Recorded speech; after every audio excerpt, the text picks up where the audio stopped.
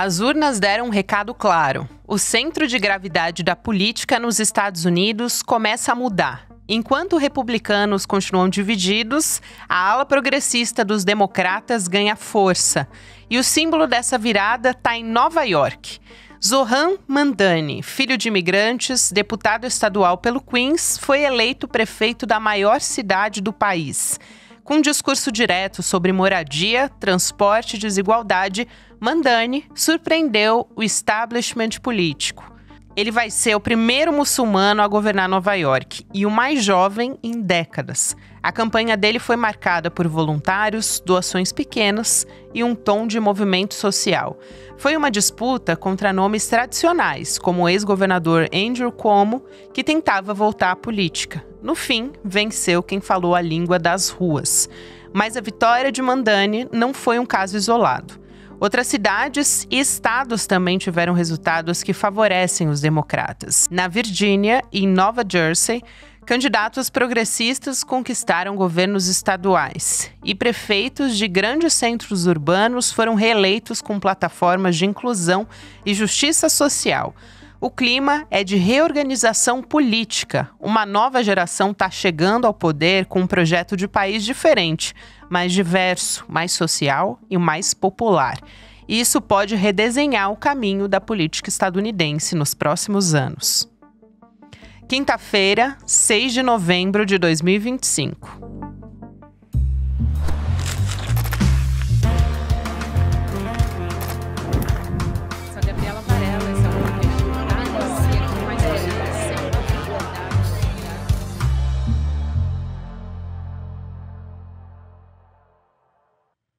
Olá, seja bem-vindo, seja bem-vinda. Eu sou a Gabriela Varela e esse é o Videocast em Detalhes que está começando. Aqui de segunda a sexta-feira, a gente avalia, analisa uma temática, uma notícia importante do momento por dia.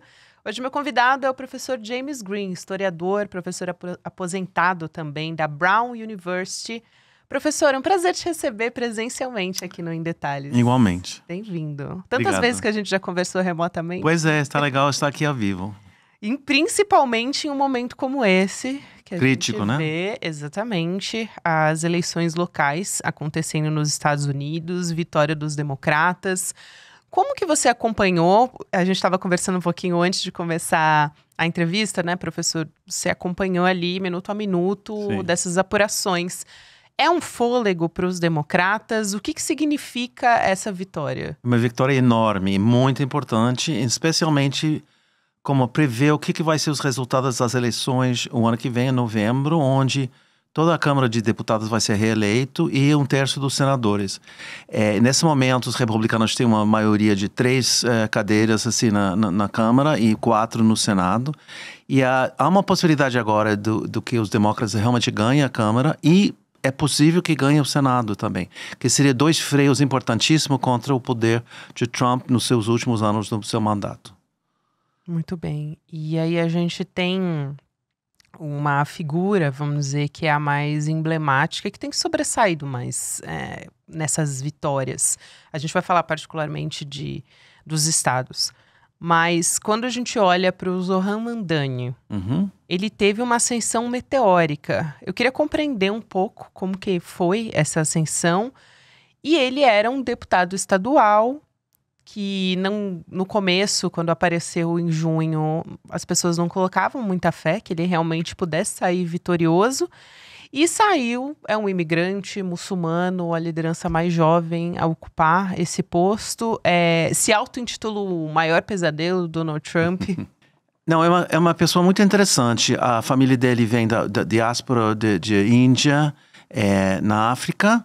Ele nasceu em Uganda, a família mudou para a África do Sul, a mãe é cineasta, o pai é professor, então ele de classe média alta, teve uma vida bastante privilegiada em Nova York quando eles migraram para os Estados Unidos, foi para uma universidade progressista, resolveu ser candidato à Assembleia Legislativa e foi 2 mandatos, foi um grande sucesso e se lançou como candidato a prefeito da cidade sem ser conhecido por quase ninguém.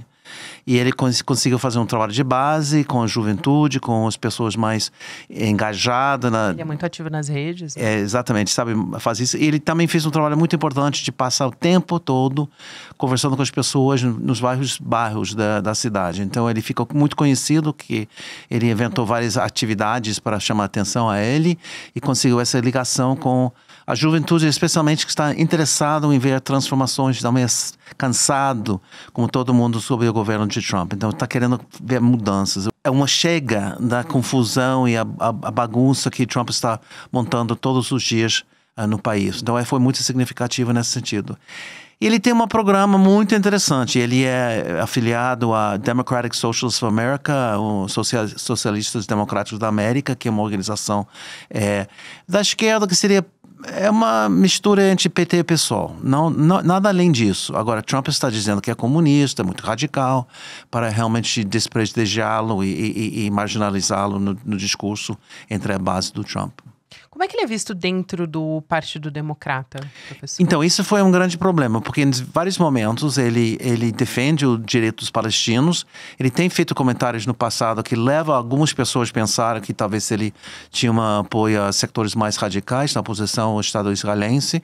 Ele recua nisso, deixa muito claro que está contra antissemitismo e fez questão de falar isso quando ele ganhou e fez o discurso de vitória. Houve uma divisão entre a comunidade judaica nova-iorquenha, que é a maior comunidade judaica fora de Israel, onde as pessoas mais velhas votaram em Andrew Cuomo, que podemos falar sobre isso, e a juventude judaica em geral votou por ele. E ele ganhou mais do que 50% da população, eu acho 50,4%, alguma coisa.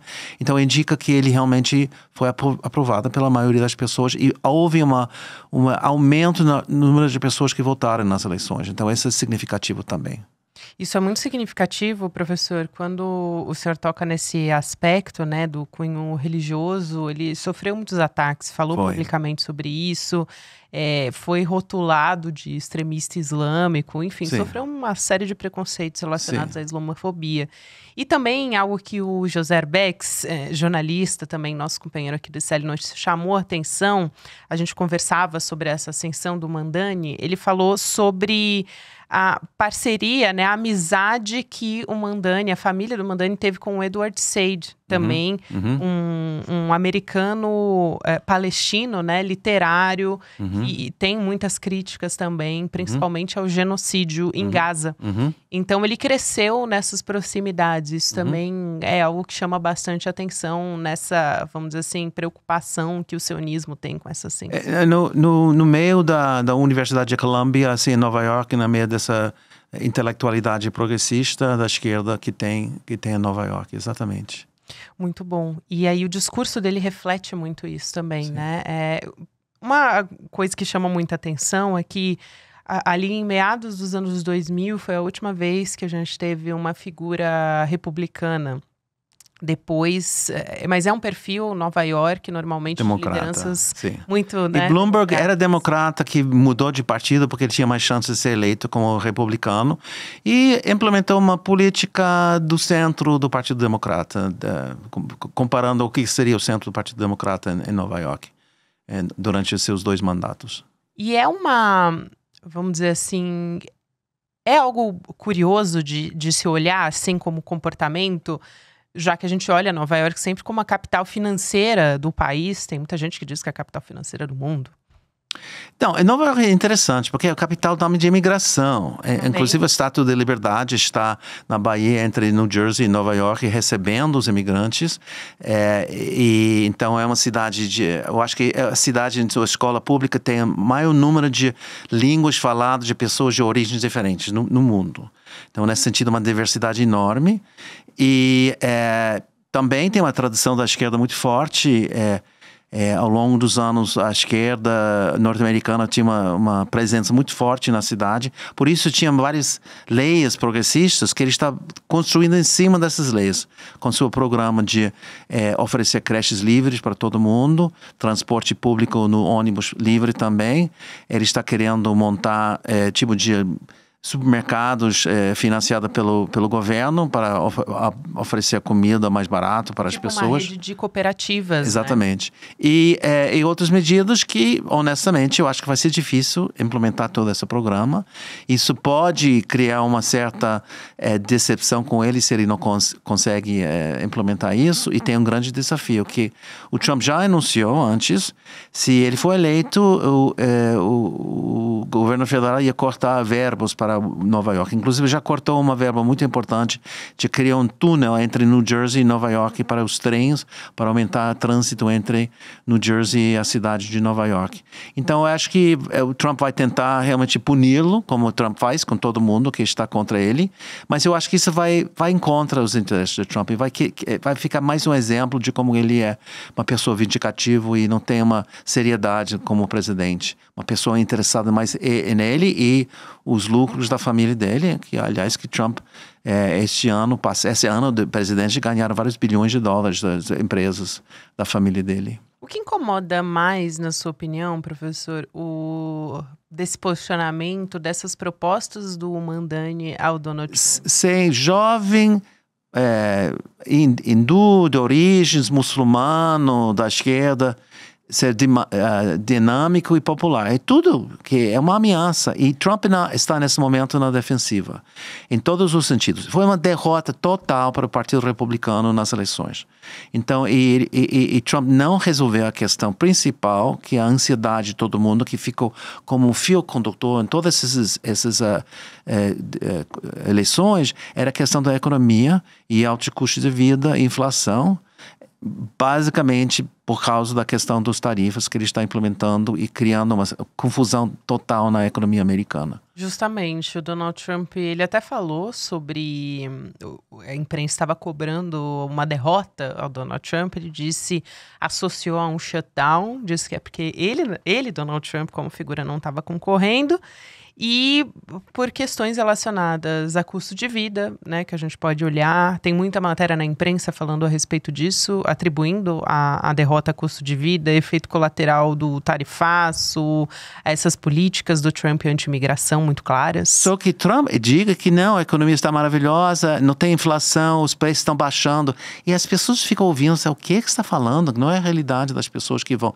Eu me assustei muito, fui para Washington recentemente e fui para um restaurante que eu conhecia, os pratos eram $20 a mais, por causa da carne, outros produtos importados. Então, realmente, uma preocupação das pessoas, e a campanha dele e de outros candidatos, era questão sobre a economia. A famosa expressão é economia, estúpido, e que vai determinar as eleições o ano que vem, eu acho, e é uma boa sinal que, por fim, o Trump pode ser freado na sua ofensiva contra todos os direitos democráticos e as conquistas forjadas nos últimos 70 anos pelos movimentos sociais americanos, que Trump está tentando realmente desmantelar e destruir. Isso é muito importante, professor. Quando a gente olha também para Nova Jersey e Virgínia, há um ano, quando a gente teve a eleição do Donald Trump, a gente teve uma votação que de alguma maneira preocupou, principalmente pelos votos dos hispânicos. Já se recuperou esse cenário novamente para os progressistas? Parece que sim, em todos os sentidos. Primeiro, a votação de negros era 90% para Mandani, muito forte, e entre os hispanos, latino-americanos de todos os países da América Latina, do Caribe, realmente voltou a votar no Partido Democrata. E eu acho que em grande parte pela política imigratória de Donald Trump, onde ele prometeu só deportar pessoas criminosas que tinham cometido crimes sérios, e como eles têm uma cota de deportar 1 milhão de pessoas por ano, essa é uma cota, número que eles inventaram para essa meta, eles estão pegando qualquer pessoa na rua, inclusive os cidadãos, e há uma reação muito forte contra isso. Inclusive, uma coisa muito interessante, que não está sendo muito noticiado aqui no Brasil, mas é fundamental, e que há uma resistência maciça, descentralizada, local, das pessoas nos bairros. Quando chega a imigração, eles têm um sistema agora de alertar, pitando, gritando, avisando, as pessoas podem esconder-se e outras pessoas vão para a imigração para tentar frear a sua chegada. Eles não podem interferir porque você pode ser preso também. Mas eles estão interferindo numa ação legal, quer dizer, não é legal porque está excesso de força do governo federal. E é uma coisa que está acontecendo em todo o país. Nas cidades grandes, nas cidades pequenas, nas fazendas de fazendeiros que precisam, os trabalhadores imigrantes indocumentados para poder plantar e fazer safras e tudo isso. Então, é uma resistência nacional repudiando a política de Trump. E nesse momento, não tem nenhuma questão em que Trump tem popularidade. Ao contrário, ele tem uma desaprovação de 62% nesse momento e aprovação de 39%. Então, ele está numa situação muito precária, muito na defensiva, sem perceber. Eu sinto que ele ainda não percebe, porque ele é tão arrogante, achando que ele é prepotente, que ele não percebe como ele está ameaçado nas eleições o ano que vem. E se ele imagina que ele vai ser reeleito, que é impossível legalmente, em 28, se ele não ganha as eleições o ano que vem, para a Câmara e o Senado, ele não tem chance nenhuma de tentar levar adiante essa ideia. Vai ser os últimos 2 anos dele derrotado, ele vai tentar fazer muita confusão, mas eu acho que ele vai desorientá-lo mais para seu legado e ajudar a família dele a ficar cada vez mais rico. Isso é muito interessante, professor, essa perspectiva que o senhor traz, porque a gente está olhando também para um empresariado insatisfeito com o Donald Trump. Realmente. Com o tarifaço e também com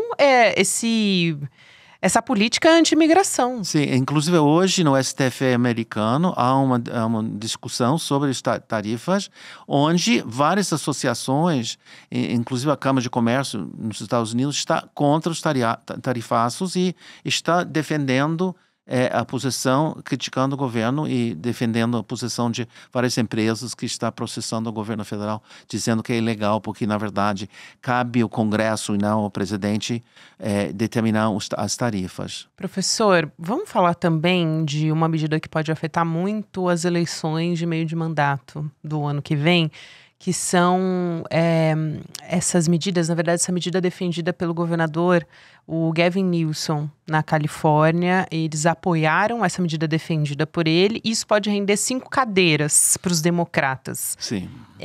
Como é que vai funcionar essa mudança no mapa? Sim, e para os brasileiros, sempre me comentam que coisa confusa seu sistema eleitoral. Eu concordo, porque foi inventado no século XVIII para 13 pequenas colônias, estados, províncias, estados, que tinha que balançar entre os estados maiores e poderosos e outros, sem o direito de voto das pessoas escravizadas e as mulheres, e era inclusive limitado para pessoas que tinham certa propriedade. Então, mudou muito a realidade mundial, mas o sistema constitucional não mudou nada nesse período. Então, é um sistema muito antigo. Existe 435 cadeiras no Congresso, na Câmara, e você pega a população, divide por 435 e determina o número de pessoas em cada distrito.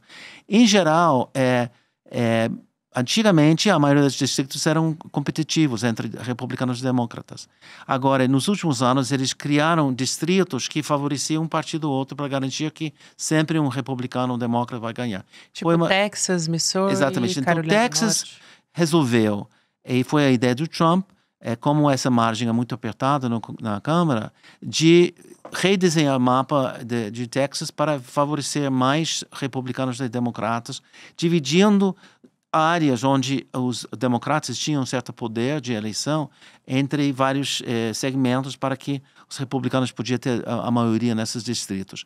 Então, Califórnia, em vez de aceitar isso, falou, não, vamos fazer a mesma coisa. Mesmo que o Estado tinha um sistema super correto de uma comissão neutra, não partidária, que desenhava o mapa distrital. Só que eles decidiram, uma vez só, para essa eleição, redesenhar os mapas para poder garantir mais cadeiras para os democratas, porque os republicanos estavam fazendo esse redesenho. Em geral, esse redesenho acontece logo depois do censo, que cada 10 anos. Então, em geral, é o primeiro ano da década. Agora estão fazendo no 5º ano da década. Então, tem outros estados também que republicanos estão querendo fazer isso, então os democratas estão dizendo, bom, se vocês vão fazer esse jogo sujo, a gente também vai fazer, que é um tipo de resistência. Então, em Califórnia, houve um plebiscito e ganhou esmagadoramente a favor de criar novos mapas só para essa eleição, onde favoreça os democratas. E nesse momento, eu acho que depois dessas manobras que os republicanos vão fazer, os democratas vão responder, eu acho que no final das contas vai ficar impar. Então não vai fazer uma diferença. Vai equilibrar o jogo. Exatamente. Então, o que vai ser fundamental vai ser quem mobiliza as pessoas da sua base para votar, e se há um abandono de pessoas que votaram em Trump nas últimas eleições, que vão votar nos democratas para o Congresso. E parece, pelas entrevistas feitas nas linhas das pessoas votando, pelo menos nessa eleição especial, muitas pessoas que votaram em Trump resolveram votar nos candidatos democratas e provavelmente vão seguir votando em democratas no ano que vem, indicando que vai ser um avalanche para os democratas e um controle tanto da Câmara quanto talvez do Senado. Isso é muito interessante porque eles estão ali estado por estado, né, meio que tentando reverter essa investida para redesenhar os distritos eleitorais no país. Porque, na verdade, as eleições são dirigidas pelos estados, implementado. Tem alguns regulamentos federais mais sobre a data das eleições, mas é uma coisa descentralizada. Também é uma coisa difícil para os brasileiros entenderem, porque vocês têm um sistema eleitoral superior ao sistema americano. Eu acompanhei as eleições aqui de 22, eu fiquei impressionado com as urnas eletrônicas, eficiência. Sabíamos que Lula foi eleito presidente imediatamente depois de fechar as urnas, acho que uma hora depois. Às vezes leva dias nos Estados Unidos, até meses, se há uma disputa muito apertada. Então, é complicado. Trump está querendo manipular, está querendo modificar várias medidas, mas ele não tem muito poder para fazer isso, porque são os estados que decidem como você faz a condução das eleições. Professor, acho que a gente tem assim, que acompanhar muito esses movimentos, né? Porque se os republicanos continuarem com essa investida, então agora eles vão ter um caminho dos democratas também redesenhando os distritos. Acho que agora a gente está falando sobre um fôlego para os democratas, mas no sentido de voltar ao jogo também, que é algo que quando a gente estava vendo o Joe Biden, parecia que faltava uma firmeza nesse combate de igual para igual, né? De entender que isso é o jogo da política, eles têm que entrar para ganhar mesmo. Parece que a gente viu isso e deu também uma força para a base. Não, porque da resistência, na verdade, os democratas, em certo sentido, acreditavam no sistema anterior, onde haviam certas normas, a respeito das normas, que Trump não tem norma nenhuma, ele faz o que ele bem quiser fazer. Então, eles estão caindo a ficha que é necessário ganhar batalhando igual a Trump, enfrentando-lo na medida possível. Então, enfrentamento. Exatamente. E tem outra coisa que eu acho muito importante, que também se perde um pouco aqui no Brasil, de entender as mobilizações. Todo mundo questionou, onde estão os americanos mobilizados contra ele? Que absurdo, ele está fazendo essa barbaridade. Não tem nada. E a reação, para mim, era muito mais forte, muito mais imediata, começando em abril, quando houve uma primeira mobilização de 3 milhões de pessoas contra a intervenção de Elon Musk na destruição do Estado, e depois em junho, quando Trump inventou uma parada militar para o seu aniversário em Washington, houve 5 milhões de pessoas em todo o país, e agora, mês passado, houve 7 milhões de pessoas, em 2.600 atos individuais em todos os 50 estados, mobilizados contra o governo e a política dele, sobre as diversas questões, desde a imigração até a inflação. E há uma cientista política de Harvard que calcula, que tem estudado os movimentos sociais contra regimes autoritários, quando chegam 3,5% da população mobilizada, a tendência, os governos caíram. E estamos com 7 milhões, seria 12 milhões de pessoas para isso acontecer, os 3,5%. E eu acho que a dinâmica leva a isso. Não para derrubar Trump definitivamente, essa seria muito mais difícil, mas certamente para mobilizar as pessoas para derrotá-lo nas eleições de novembro de 2026.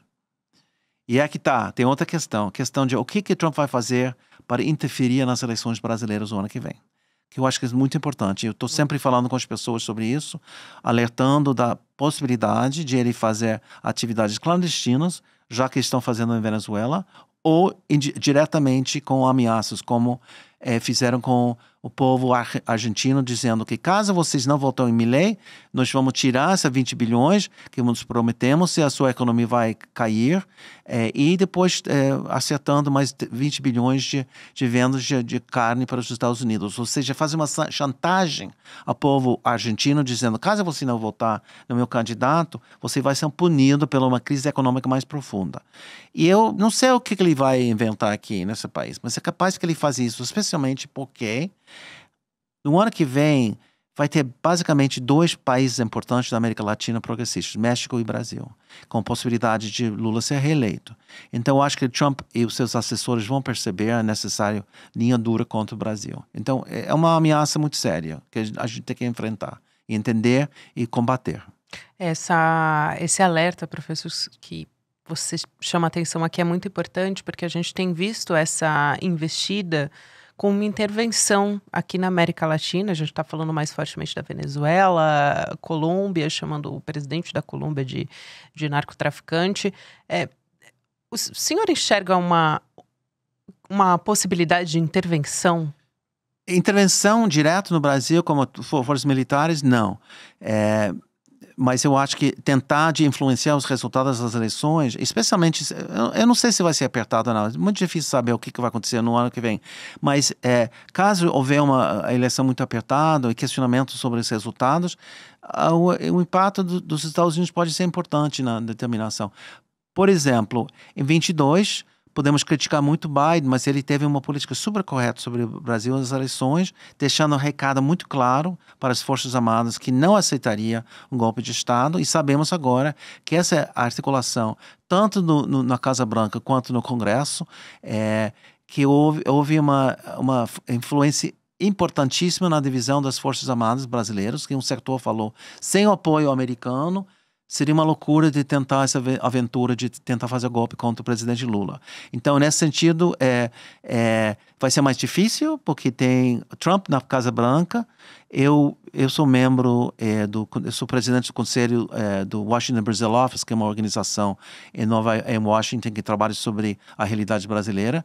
E estamos já com um plano de uma campanha muito intensiva o ano que vem, informando o público americano, especialmente os formadores de opinião e deputados e senadores, sobre a ameaça a uma intervenção clandestina e uma intervenção direta, aberta, mas também nefasta, contra a democracia brasileira, para que haja uma controle, na medida possível, contra as loucuras que Trump pode fazer. Agora, sobre a Venezuela, é capaz que ele faça uma intervenção pincel para entrar, pegar o presidente, tirá-lo e tentar derrubar o governo. Ele já tem um governo que a política que ganhou o prêmio Nobel já está pronta para assumir a presidência, então ele já tem uma alternativa, exatamente. Com certeza. Professor, quero muito agradecer a sua presença aqui prazer. no Detalhes. Um prazer sempre te receber e sempre muito obrigado pelo seu trabalho. Imagino. Também. Como brasileira, é um grande prazer também. Tá. Qualquer momento, eu estou muito feliz de estar com vocês. Obrigada, professor. Até mais. Eu quero deixar um recado final para você que está me acompanhando aqui no Em Detalhes. A gente tem um novo livro do Eduardo Moreira que vai ser lançado nesse domingo, nesse final de semana, falando sobre a realidade fragmentada, questionando, na verdade, essa realidade que a gente está vivendo e que a gente constrói as nossas relações também mediadas pela inteligência artificial. Então, não perde essa oportunidade, é só um jogo e se nada disso fosse real, é um novo lançamento do Edu Moreira, você não pode perder. Vai ser no dia 9 de novembro, domingo agora, 8 horas da noite, vai em icl.com.br/livro para se inscrever, vai ter desconto também para quem adquirir o livro durante o evento de lançamento. Agora, a gente vai na sequência para o Mercado Investimentos, depois tem o Rolê ICL e você pode acompanhar o Em Detalhes em qualquer momento do seu dia. A gente tem conteúdo novo de segunda a sexta-feira nas plataformas de áudio também. Até amanhã. Fala, turma, eu tô um tempão esperando para gravar esse vídeo, porque esse ano eu escrevi o livro que mais me realizou. O livro que eu gostaria de deixar como legado, como provocação filosófica. O livro que eu escrevi até hoje, que vai mais profundo nessas questões existenciais que tanto me instigam, eu tenho certeza, instigam todo mundo.